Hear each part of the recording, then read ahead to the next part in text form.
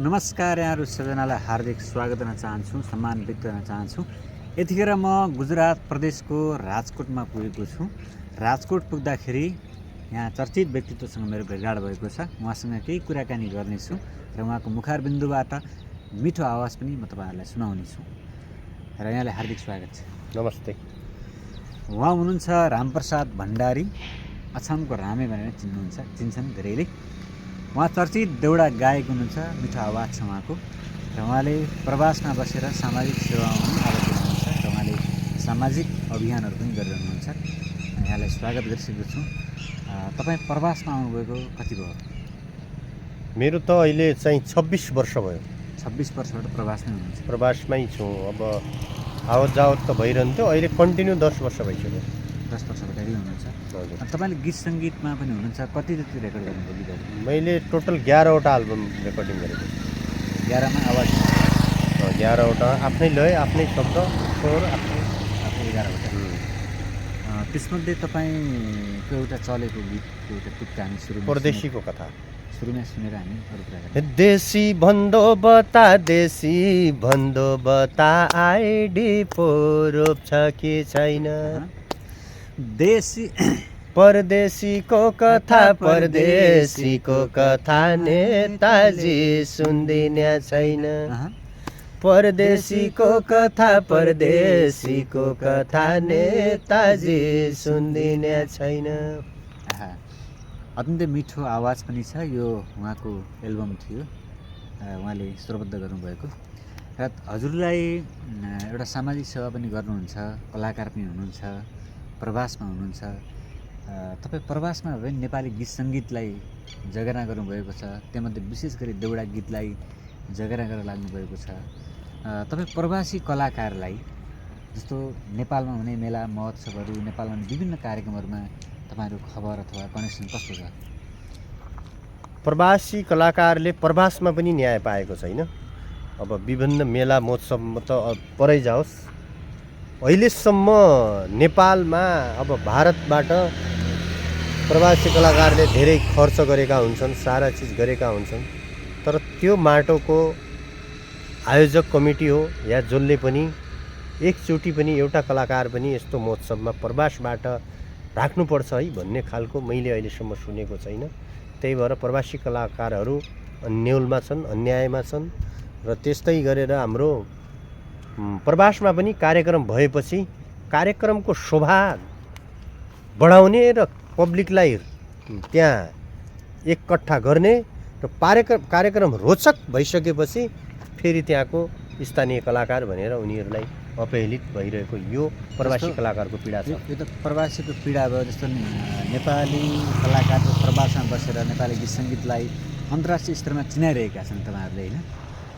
ती कलाकारलाई पनि नेपालका कलाकारहरूले, नेपालका कलाकारसँग सम्बन्धित संस्थाहरूले के छ त्यस्तो कनेक्सन केही हुनुभएको छ? केही कनेक्सन छैन। यो भन्छन् नि आफ्नै मर्जीले भन्छन् नि, एउटा शाखा नभएको शाखा हो कि जस्तो लाग्छ मलाई यो गीत सङ्गीत पनि। जस्तो नेपालमा राष्ट्रिय लोक तथा दोहोरी गीत प्रतिष्ठान छ, होइन?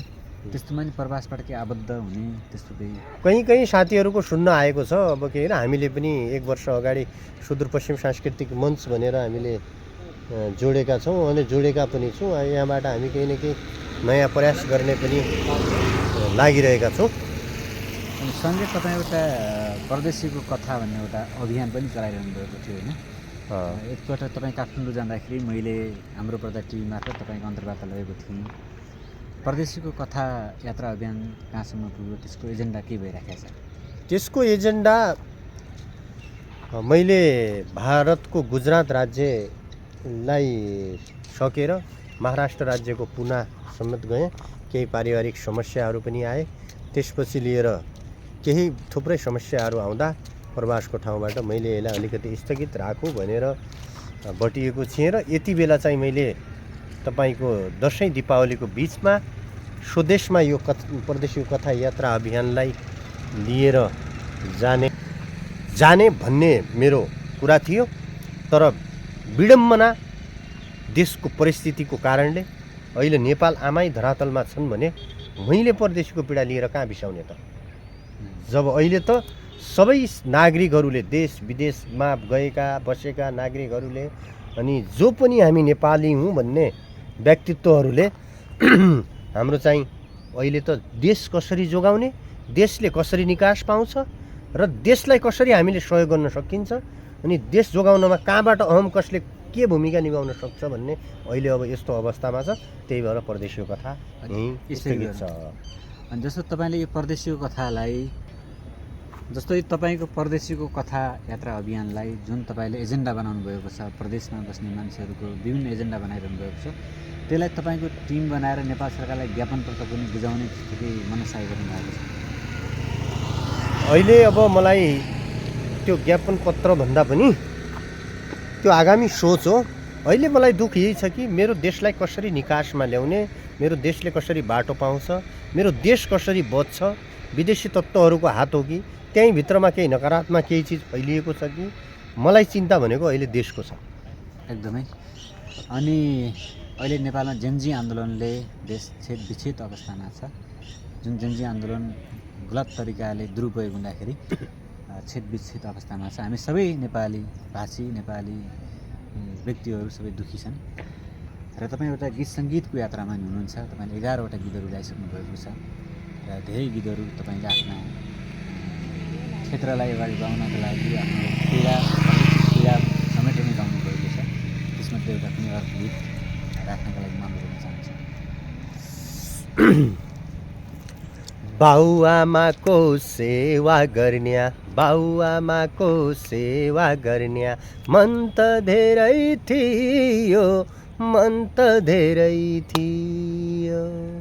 सोचेका सपना जसी, सोचेका सपना जति बेरोजगारले लियो, बेरोजगारले लियो।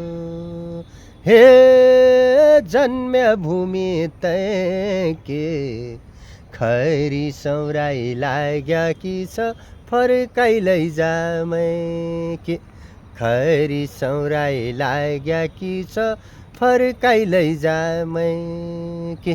यो रामप्रसाद भण्डारी युट्युब च्यानलमै छ। यतिखेर म रामप्रसाद भण्डारीसँग छु। उहाँसँग कुराकानीसँगै उहाँका गीत सुनिरहेको छौँ र तपाईँले पनि सुनिरहनु भएको छ। र उहाँ एउटा सामाजिक अभियन्ता, गायक, सर्जक, बहुमुखी प्रतिभा छ उहाँसँग। सँगै उहाँ एउटा युवा नेता भन्न चाहन्छु। र अन्तिममा हामी जाँदा जाँदै म उहाँलाई सुन्न चाहन्छु। अहिले देश एकदमै छेद विच्छेद अवस्थामा छ हाम्रो नेपाल। यसलाई पुनर्निर्माण गर्न अथवा नेपाललाई शान्तिको दिशामा लिनका लागि प्रवासबाट तपाईँहरू सबैतिर कस्तो भूमिका रहन्छ, यहाँको बुझाइमा के रहन्छ?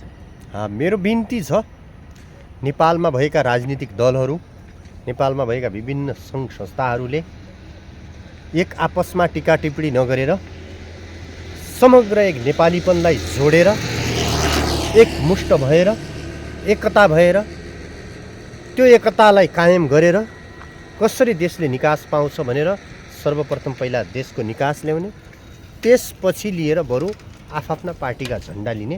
अहिले एउटा आवश्यकता छ कि पार्टीभन्दा पहिला ठुलो देश हो, देशलाई जोगाउनु पर्ने छ भन्ने खालको छ। अनि अर्को चाहिँ शिक्षा प्रणाली जहाँसम्म सुध्रिँदैन त्यहाँसम्म देशलाई विकसित गर्न सकिँदैन। शिक्षा प्रणालीमा त के छ भने त्यहाँको शिक्षकहरूले, त्यहाँको हेडमास्टरले जो हुन्छ, प्रधानाध्यापक हुन्छ, उसले आफ्नो छोरालाई बोर्डिङ स्कुलमा पढाइरहेको हुन्छ भने अरूको छोराछोरीहरूलाई आओ यो स्कुलमा भर्ना गर भनिरहेको हुन्छ भने त्यसले हेडमास्टरले पनि र त्यहाँका टिचरहरूले, शिक्षकहरूले आफ्नो सन्तानलाई पनि त्यही नै स्कुलमा पढाउनु पर्यो। अनि त्यो व्यवस्थापन समितिको अध्यक्षले भएको छ, उसले चाहिँ आफ्नो छोरा बोर्डिङमा हालेको हुन्छ अनि ऊ व्यवस्थापन समितिको अध्यक्ष भएको हुन्छ। कसरी त्यसको विकास हुन्छ र? आफ्नो छोराछोरीलाई चाहिँ अर्कै खाले शिक्षा सिकाउने अनि अरूको छोराछोरीहरूलाई बिगाड्नलाई आओ यहाँ भर्ना गर, स्कुललाई जसरी पनि जगर्ना गर्नुपर्छ भन्न पाइन्छ? ल भन्नुहोस् त। होइन भने तिनीहरूले त्यो गर्नै पाइँदैन। त्यो विषय अब मलाई यो लाग्यो शिक्षा क्षेत्रमा तपाईँले सिपमूलक शिक्षा हुनुपर्छ, प्राविधिक शिक्षा हुनु पर्यो, रोजगारमूलक शिक्षा रोजगारमूलक हुनु पर्यो, भन्नु खोज्नु राजनीतिकभन्दा टाढा हुनु पर्यो शिक्षा। शिक्षा यो त शिक्षा पुरै शिक्षा नीति नै बदलेर र सिपमूलक शिक्षा होइन त्यो किसिमको लागू गर्नुपर्छ सरकारले। सर्वसामान्य सर्वमान्य प्रणालीलाई पनि त्यस्तो किसिमको सबैलाई सुहाउने खालको भन्न खोज्नु धन्यवाद भन्न छ। अनि अर्को कुरा कृषक र कृषिलाई जोगाउनु पर्ने आवश्यकता छ। साधन हामीसँग थुप्रै छ, स्रोत हामीसँग थुप्रै छ, साधन हामीसँग छैन। हाम्रो ठाउँमा के छैन, अहिले हाम्रो जङ्गलको काठ त्यसै रोकिएको छ। वन जङ्गलमा बाघ भालु चराचुरुङ्गीहरू धेरै फैलिएका छन्। त्यसपछि लिएर हाम्रा खेतीपातीहरू बाँझा बोक्सडा भइसके भने कृषक पलायन भइरहेको छ। कृषकले किन न्याय पाएको छ, कृषकले किन त कृषक गर्न छोड्यो भने जब देशमा अन्नै फलेन र कृषकले किसानी गर्न छोड्यो भने कसरी देश सुध्रन्छ त? सुध्रदैन नि त। उत्पादित वस्तु बजारीकरण भएन भने त्यही भएर सबभन्दा कृषकहरू कसरी परदेशिएका छन्। जस्तै म जस्तो सामान्य कृषक हुँ भने मैले 2-2.5 लाख रुपियाँ ऋण लाग्यो भने म छोराछोरीलाई पढाउन लेखाउन अथवा कापी कलम अथवा त्यहाँको केही लुगा भोटोको लागि म परदेशी छिटै घर देशिउँला भनेर आएको परदेशी पनि कृषक पनि के भइरहेछ भने 2-2.5 लाख रुपियाँ तिर्दै अर्को समस्या आउँदै उसले त्यो कृषक मार्गलाई छाडेर आफूले रोजगारीमा लाग्नुपर्ने अवस्था भएको छ भने त्यो अवस्थामा कसरी कृषि योजना कसरी हुन सक्नेछ? कृषक जहाँसम्म कृषि योजना हुँदैन त्यहाँसम्म देशले एउटा फड्को हान्दैन भन्ने मलाई त्यो छ। एकदमै धन्यवाद। हाम्रा उत्पादित वस्तुहरूलाई बजारीकरण गर्ने र त्यसको मूल्य निर्धारण गर्नेदेखि लिएर किसानलाई चाहिँ कृषि अभियान सरकारले ल्याउनुपर्छ भन्ने धन्यवाद छ। र यो भिडियोलाई अन्त्यसम्म हेरिदिनुभएकोमा धन्यवाद ज्ञापन गर्दै र रामप्रसाद भण्डारीजीलाई हार्दिक धन्यवाद पुनः ज्ञापन गर्दै म पनि बिदा हुन्छु। धन्यवाद, नमस्ते। सम्पूर्णमा जतिले पनि यो भिडियो हेरिरहनु भएको छ, केही शब्दमा बोल्नमा केही असर छ भने पनि क्षमा चाहन्छु र मैले यो परदेशीको आवाज र स्वदेशको आवाजलाई केही गीत सङ्गीत मार्फत पोख्न खोजेको छु र तपाईँहरूले मेरा गीतहरू पनि र मैले बोलेका शब्दहरू युट्युब च्यानलमा रामप्रसाद भण्डारी युट्युब च्यानलमा गएर देख्न सक्नुहुन्छ र रामप्रसाद भण्डारी सर्च गर्न सक्नुहुन्छ। रामप्रसाद भण्डारीले मैले यस्तो गरेको छु भन्दा मेरो प्रोफाइल हेरेर रामप्रसाद भण्डारी के रहेछ भनेर सम्पूर्ण सुदूरपश्चिम मध्यपश्चिम काली कर्णालीका देउडा प्रेमी र पुरै देश विदेशमा देशमा छरिएर बस्नुभएका सम्पूर्णलाई बिन्ती छ र यही चाहन्छु, देश बनाउनुहोस्, परदेशीलाई पनि स्वदेश फर्काउनुहोस्, कृषिलाई उब्जनीमा दिनुहोस्, आफ्नै गाउँको आफ्नै साधन स्रोतलाई अगाडि बढाउनुहोस्। हामीले विदेशी वस्तुलाई विदेशबाट हामीले आर्थिक उत्पन्न गर्ने हो, तर सामग्री आफ्नै ठाउँमा किन्ने हो। त्यही भन्न चाहेको छु। हस् त, नमस्ते, धन्यवाद।